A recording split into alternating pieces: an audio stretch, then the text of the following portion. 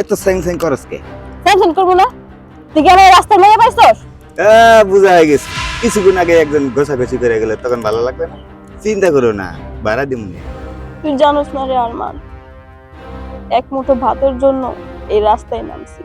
আর এই রাস্তায় না নামলে মনে হয় বুঝতামই না যে ভাতের জন্য কত কষ্ট করতে হয়, কত লাঞ্ছনা, কত বদনাম, কত কটু কথা শুনতে হয়।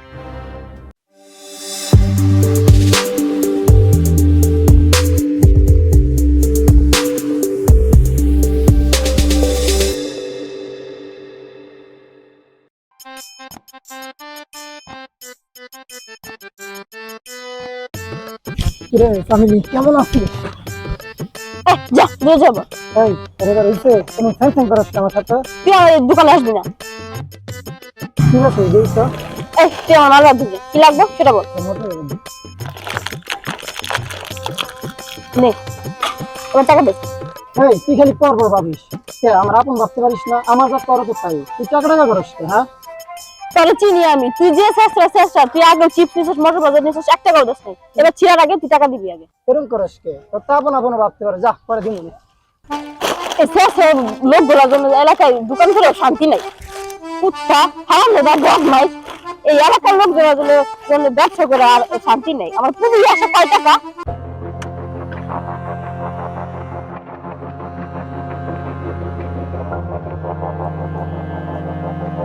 সিগারেট আছে? কি সিগারেট? স্টার্ট দাও।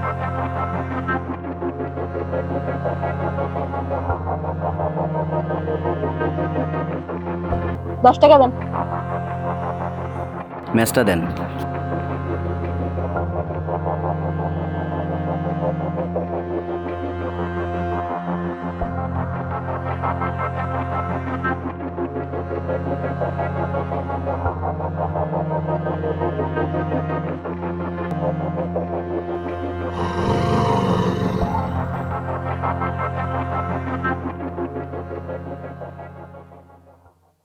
আজকে সারাদিন কয় টাকা বেচলাম?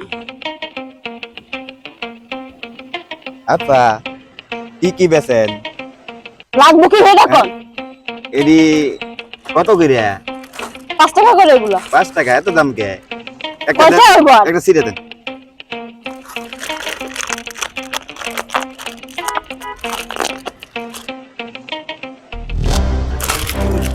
এত স্যাং স্যাং করস কে? টেনশন করবো না। তুই কি আমার রাস্তায় মেয়ে পাইছস? বুঝা হয়ে গেছে। কিছুক্ষণ আগে একজন ঘষাঘষি করে গেলে তখন ভালো লাগবে না? চিন্তা করো না, ভাড়া দিমুনি। একদম ফালতু কথা বলবি না। আমার বিল দে, চোখের সামনে থেকে যা। কয় টাকা দাম এটা? কয় টাকা হয়েছে? ৳10। 10 টাকা নাও। 10 টাকা। যা, আর আমার চোখের সামনে আসবি না।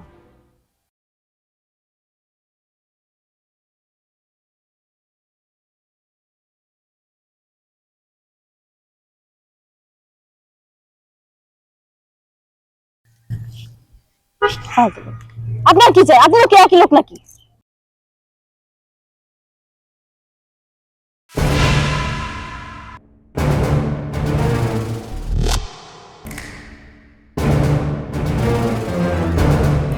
কে আপনি? কিসের জন্য আসছেন?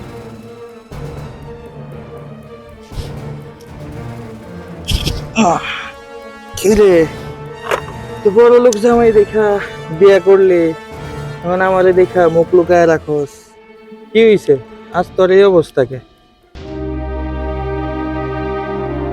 কি করবো আর? তুই তো জানিস আমার বড় ফ্যামিলিতেই বিয়ে হয়েছিল, কিন্তু কপালে সুখ হয় নাই রে। তো কি এমন হয়েছিল যার কারণে যে রাস্তায় তুই দোকান লয়ে বসছস, চিপস বেচতাছস? সমস্যা কি? রাস্তার ভিতরে পোলাবেনে ধরে টিচ করতেছে, কি হয়েছে কত দেখি ঘটনাটা? আমার বিয়ের বছর 2 আর 2.5 বছর পরে আমার বাবা মা মারা গেল। তারপরে আমার স্বামী সিদ্ধান্ত নেয় বিদেশে যাবে। তো আমি ভাবলাম বিদেশে যাবে, ভালোই, ভালো টাকা পাবে, সংসারটা ভালো চলবে। কিন্তু সেই সুখটা আর কি আমার কপালে সইল না। আমার স্বামী বিদেশে যায়, তারপরে সেখানে গিয়ে একটা বিয়ে করে। বিয়ে করার পরে ঘরের দেশের কোনো খোঁজ খবর রাখে না, টাকা পয়সাও পাঠায় না। আমার শ্বশুর শাশুড়ি এক কথা দুই কথা আমাকে অনেক শুনাইতো, অনেক জ্বালাইতো, অনেক নির্যাতন করতো। আমার স্বামী কোনো খোঁজ খবর রাখতো না, যার কারণে আমি এত সহ্য করতে পারি না রে। আর আমার স্বামী ঠিক নাই, আমি ওই ঘরে আর থাকি কিভাবে? আমার ওই ঘরে আর থাকার ইচ্ছা নেই, তাই বাড়ি থেকে বের হয়ে চলে আইছি। আইসা জীবন বাঁচানোর জন্য, পেট চালানোর জন্য একটা দোকান দিছি। আর এইখানেও মানুষ কটু কথা বলে, বাজে মন্তব্য করে, শরীরে স্পর্শ করে, অনেক খারাপ লাগে, অনেক খারাপ লাগে। আর পেট চালাইতে হবে, এই জন্য সবকিছু সহ্য করে এখনো আছি। তুই জানোস না রে আরমান, এক মুঠো ভাতের জন্য এই রাস্তায় নামছি। আর এই রাস্তায় না নামলে মনে হয় বুঝতামই না যে ভাতের জন্য কত কষ্ট করতে হয়, কত লাঞ্ছনা, কত বদনাম, কত কত কথা শুনতে হয়। যাই হোক, বিদেশ থাকি, বাচ্চা কাচ্চা নাই তো? না রে, ইচ্ছা ছিল আমি দেশে ফেরার পরে বাচ্চা কাচ্চা নেওয়ার, কিন্তু সেই ভাগ্য আর হইল না। এবার তুই কর মা, আমি কি করতাম? আমার বাবা মার তেমন সম্পত্তিও নাই যে আমি কিছু করব। আচ্ছা, কিছুই করতে হইব না, আয় আমার লোক আয়।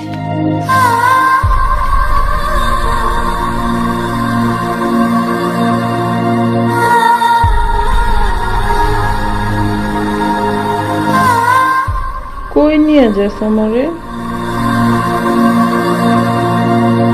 তোর নতুন ঠিকানায় চল আমার সাথে।